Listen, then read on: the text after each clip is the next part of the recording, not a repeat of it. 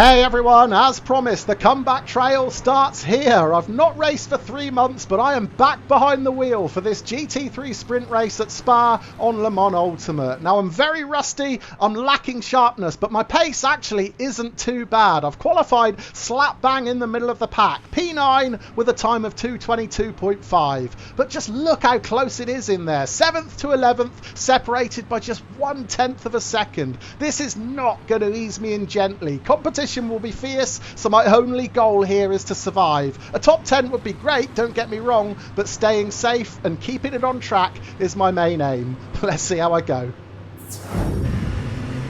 Green flag, green flag. Well, it feels like an incredibly long time since I've said this, but we are racing. 20 minutes at Spa is underway in Le Mans Ultimate into turn 1. There's a fair bit of bashing and barging going on by the looks of it, but everybody through that first corner cleanly. And it looks like I've managed to maintain my 9th position as well. That's New Noobson in the Ford Mustang right in front of me. Noobson started P8 on the grid just in front of me as we come into Eau Rouge for the first time. Oh, watch out, sideways Ferrari right in front of us. That was Vladislav Zeleniuk making a huge mistake coming out of Radulon. Luckily, I was just far enough back that I was able to maintain my momentum. Noobson wasn't so lucky. He had to lift, so I've got past him. I may even have a sniff of getting past Rick Dietrich in the BMW here. I just think better of it too early in the race to try and launch up the inside like that at the end of the Kemmel Straight. But even without making that move up the inside of Dietrich there, this has been a really encouraging start at Spa. I've gained 2 positions. I'm up into P7. And that was a huge early mistake at Radulon we saw from Vladislav Zeleniuk, the Ferrari driver getting it all wrong, coming up over the brow of the hill, crashing out spectacularly. That was one position. The other position came from New Noobson. He had to lift. He had no choice but to back out to avoid the Ferrari, whereas I managed to keep my foot on the gas and powered down the Kemmel Straight into P7. And actually it was really costly for Noobson. He's lost not 1 but 2 positions. So Noobson down to P9, and the driver behind me, 0.7 of a second back, has also been handed a drive-through penalty. So that is good news as well. But the big question now is, have I got the pace to keep in touch with the top 6? That would be a real turn up for the books on this return to racing. Right, let's go back and check out a replay of the start. It got a little bit bumpy in La Source, turn 1. We're watching the red McLaren of Sean Evans starting from P3 on the grid, but watch that Ford Mustang coming in hot from behind, runs into the back of Evans. That pushes Evans right into the rear of the pole position driver, Gu Shu.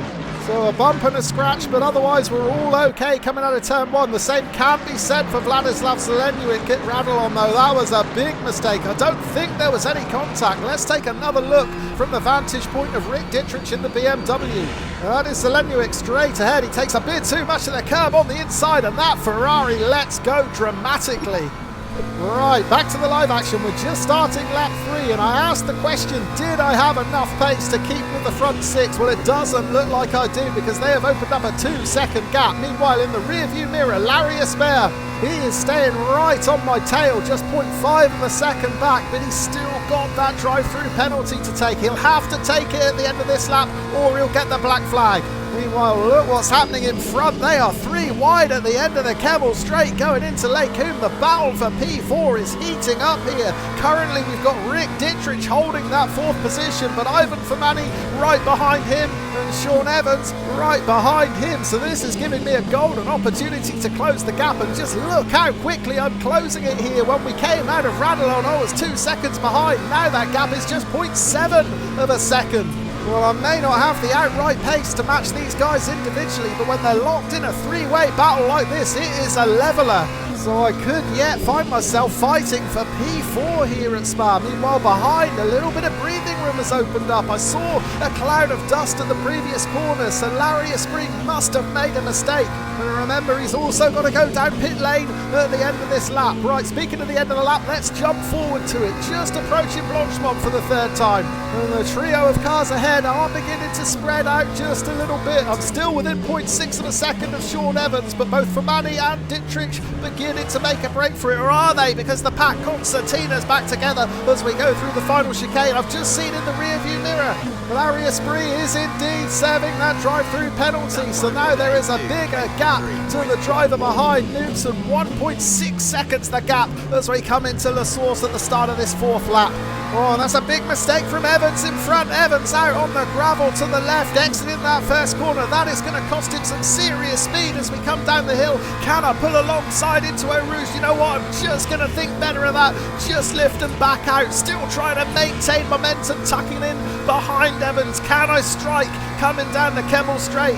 Yeah, I had a split second to decide whether to go for that into Eau Rouge. I thought it was better just to back off. More likely to make the pass coming down the Kemmel Straight with the aid of some toe, and that is exactly what has happened. Can I make the position my own into Les Combes? Yes, I can. Up into P6. A clean pass, as clean as you like. I'm making really good progress here now. I'm going to go as defensive as I possibly can into the hairpin. I don't want to lose this position straight back, so I'm going to close off the inside line. Or do I drift a little bit wide? Evans having a look. There's a bit of contact. I managed to hold on to it, but I felt the rear get really loose there with the contact from that other McLaren. Thankfully, I've kept it facing in the right direction, and I'm still in P6, but that was Evans letting me know that he is not going to lie down.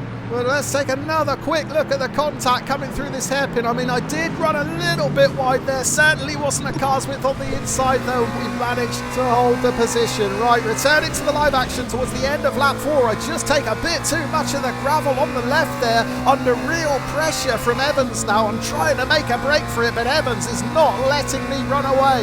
I'm going to take the defensive line approaching Blanchemont, just trying to close off any opportunity that Evans may take to try and dive up the inside. I'm going to stay on the defensive line coming into this final chicane. However, Evans will get alongside me. I'm going to have to leave him space, but that means he's going to have the inside exit in the corner. Can I stay alongside him? Well, no, I can't, because I just get nudged out. Hefty contact there between the two McLarens. I had nowhere to go. I just ran out of track, and now I may come under attack from Noobson behind. I've just not been able to get back over to the racing line, so I'm staying tight on the inside, which of course is a slower way through the source. That might cost me, because Noobson was able to maintain his pace around the outside, and sure enough, the Ford Mustang gets the job done. So that defensive line did not do me any favours at all. I've lost 2 positions, and now I've lost a bunch of time with a terrible line through Eau Rouge and Radillon. I just got a bit too close to the Mustang, and I lost my markers. I lost all my bearings, and as a result missed my line completely. Now I'm under attack again. Do you know what? I'm going to have to surrender this position as well, or I get another nudge. These lads certainly not welcoming me back gently. That's Jared McFarlane in the BMW moving up into P8, relegating me down to P9. So a drop of 3 positions on this 5th lap. It all started to go wrong when I took the defensive route into the bus stop chicane to end the previous lap. That gave the opportunity to Sean Evans to pull alongside me around the outside and make the inside on the exit his own. He took 6th position. Then Noobson behind took full advantage of the collision we had. I lost my speed. I wasn't able to get back on the racing line. Noobson took full advantage, running around the outside into turn 1. He has got P7, and now McFarlane barged his way through down the Kemmel Straight. Right, jumping forward now to lap 6. I'm still right on the tail of the BMW of Jared McFarlane. Can I get that position back? I feel like I'm a bit quicker than him, and actually looking at the grid positions, McFarlane started all the way down in P16, so I should have the pace to get around the BMW driver here, particularly if I can tuck in again behind him coming up through Radillon. I will get a tow down the Kemmel Straight. This is a prime overtaking spot, but the big question is, will McFarlane defend? It looks like he's going to.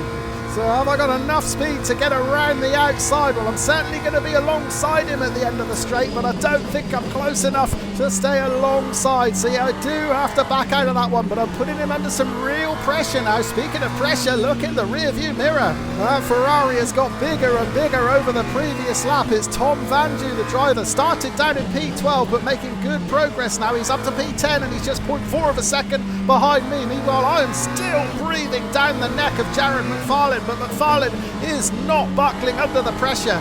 Well, I said before the start of the race that I would be more than happy with a top 10 finish. As we approach 3/4 race distance, I'm just about holding on to that top 10 position. I'm in P9, but Vandu just 0.2 of a second behind now in 10th. And look behind him, another 2 drivers, both within 1.5 seconds. We are set up for a grandstand finish here at Spa.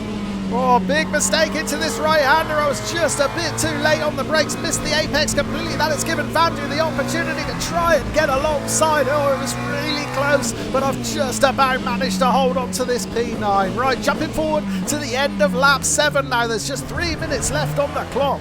I'm just about keeping in touch with Jared McFarlane ahead. He's within a second. Meanwhile, behind, there is a bit of a gap now. That's because the battle for P10 is heating up. 3 drivers involved, and they are slowing each other down. I've switched the TV cam on so we can keep one eye on this fight for 10th position.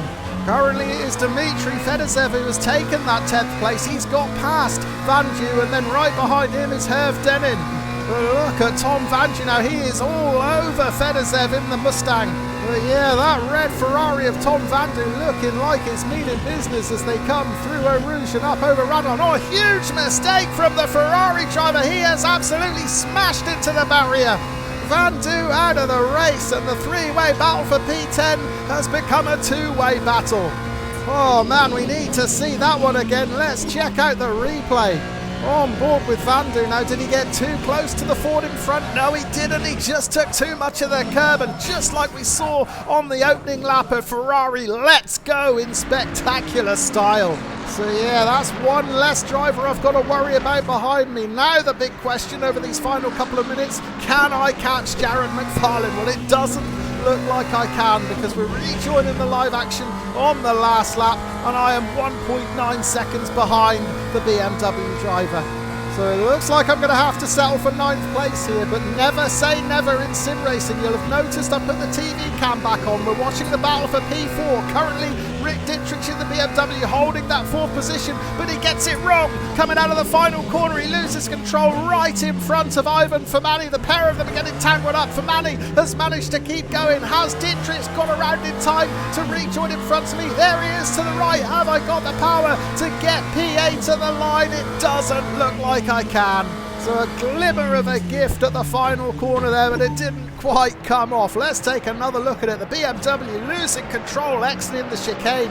Ivan Fermani right behind had nowhere to go. He tried to drive through the BMW. When that didn't work, he went around him. I think he lost 1, possibly 2 positions. Meanwhile, Dietrich rejoins just in front of me, takes it by half a second. So yeah, dramatic finale to this race. I ended up settling for P9, but I'm more than happy with that. I said before the start of the race that I would take a top 10 all day long, and that's what I've got. In addition, I kept it clean, I kept it safe, and look at that safety rating. I have finally been promoted to a silver safety rating. That will open up a few more racing options for me in Le Mans Ultimate, so if you'd like to see me have a crack at one of those, please do let me know in the comments. I said in my video yesterday that I was looking to start a new journey in sim racing. Maybe, just maybe, I can find one in LMU. Thank you all for watching, and thank you especially for sticking with me during this period where I've not been around. I've missed you all, and I'm glad to be back. Cheers for now.